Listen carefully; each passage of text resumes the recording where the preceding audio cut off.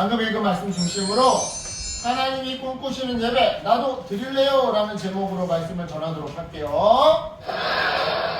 자, 여러분 지금으로부터 약 2000년 전 로마 제국의 거대한 도시들은요 언제나 사람들로 가득했어요. 하지만 그 웅장한 거리 한편에서 조용히 예배드리는 한 무리의 사람들이 있었죠. 그들이 누구냐? 바로 초대교회의 성도들이었는데요. 하지만 그들에게 예배는요 결코 쉬운 일이 아니었어요. 지금 막 사람들이 때리고 핍박하고 있죠, 그죠? 왜냐? 당시 로마 제국이 황제를 신처럼 섬기도록 강요했었기 때문이죠. 그러니까 가이사르가 주님이다 라고 고백해야지만 장사도 하게 해주고 일도 하게 해주고 시민으로서 보호도받을 수 있게 해주었던 건데요.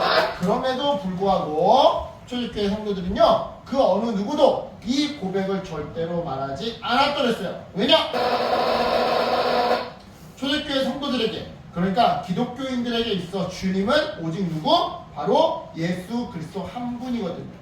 그래서 그들은요 카이사르가 주님이라는 고백을 절대 하지 않고 로마 황제가 우리의 구원자 주님이다 라는 고백은 절대 하지 않고 오히려 예수님이 주님이십니다 라고 고백했던 건데요. 하지만 이렇게 고백한 순간 로마 정부에 의해 그들은 시장에서 쫓겨나야 했고요. 직업을 잃어야 했고요. 심지어는 가족과 생명까지도 빼앗겨야 했어요.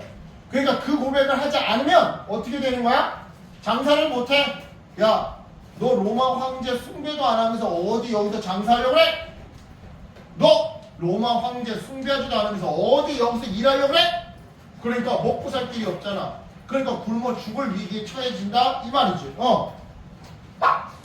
당시 반모섬에 유배되어 있던 사도 요한 역시 바로 이러한 박해의 피해자 중에 한 명이었죠. 그런데요, 그 반모섬에서 요한은요 아주 놀라운 환상을 보게 되는데요. 오늘 본문은 바로 그 환상 중에 한 장면을 우리에게 소개해줘요. 여러 장면이 있는 거예요. 그치. 요한계시록 전체가 어떻게 보면 환상이야. 다 환상인데 그 중에 오늘 설교는 한 부분이다 이 말이지. 오늘 우리가 요한계시록 다 설교할 수는 없잖아. 시간이 너무 오래 걸리니까. 그치? 예.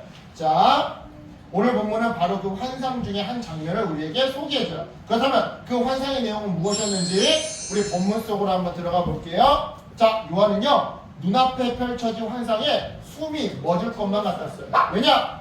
각 나라와 족속과 백성들이 흰 옷을 입고 손에 종려 나무가지를 든 채 한자리에 모여 각자 자기의 모국어로, 그러니까 미국 사람은 미국말로, 아프리카 사람은 아프리카 키룬디어로 막 이렇게 어린 양과 하나님 보좌 앞에 서서 이렇게 외치고 있었기 때문이죠.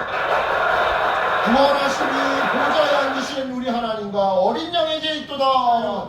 이렇게 수많은 나라의 수많은 사람들이 한자리에 모여 한 목소리로 하나님을 찬양하는 그곳에는요 어떠한 차별도 없었어요. 야! 서양 사람들, 너네들은 1등급 맨 앞에서 찬양해.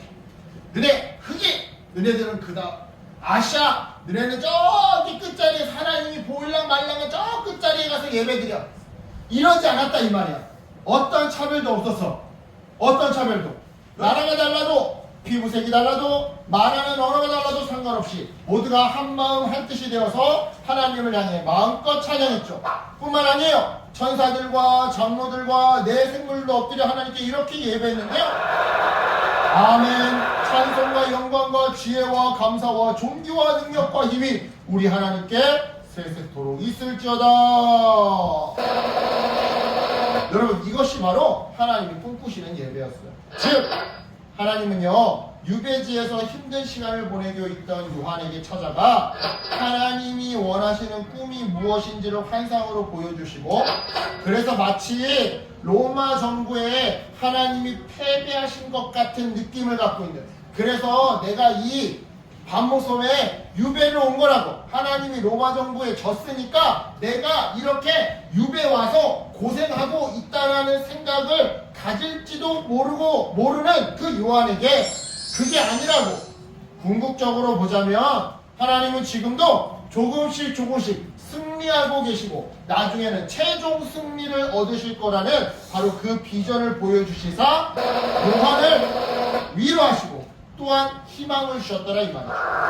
실제로 여러분 당시 소아시아 교회 성도들은요 황제 숭배를 거부했다는 이유로 감옥에 갇히고 굶주리고 심지어 경기장에서 매미새에 던져지기도 했어요. 그리고 그러한 광경을 로마 사람들은 지켜보면서 예수님을 안 믿는 사람들을 이렇게 조롱했더랬죠.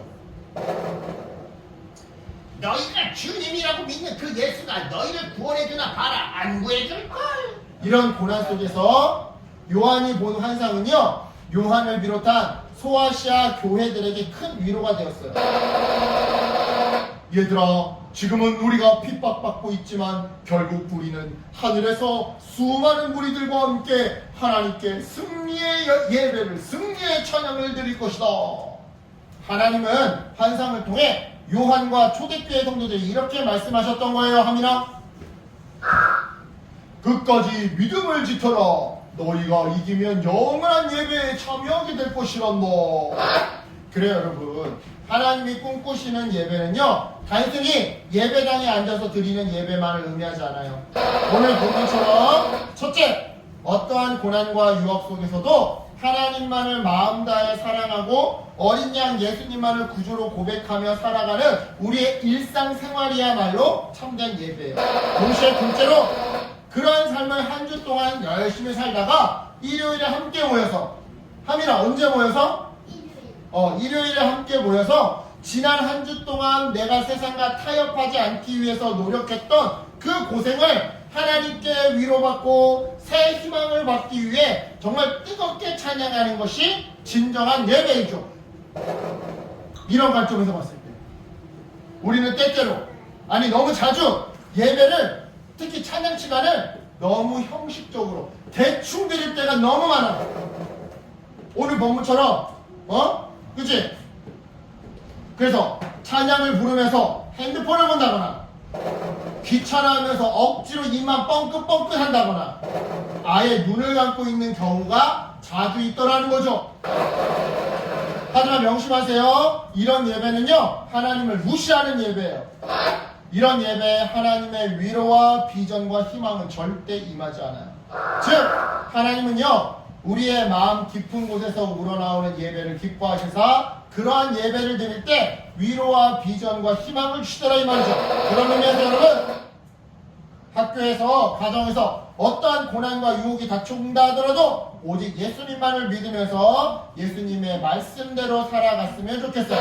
그리고 예배 시간에 마음을 다해 집중해서 하나님을 찬양하세요. 그런 의미에서 우리 한번 따라해 봅시다. 시작! 하나님이 꿈꾸시는 예배가 바로 나의 예배가 되게 해주세요. 네. 바로 이러한 예배의 자세로 월요일부터 토요일까지의 일상을 살아가고 또한 주일날 교회로 모여 예배하는, 그래서 예배 때마다 하나님의 위로를 받고 하나님의 비전과 하나님의 희망을 받아 누리는 우리 모두가 되기를 예수님의 이름으로 축복합니다. 아멘. 기도할게요. 하나님 감사합니다. 오늘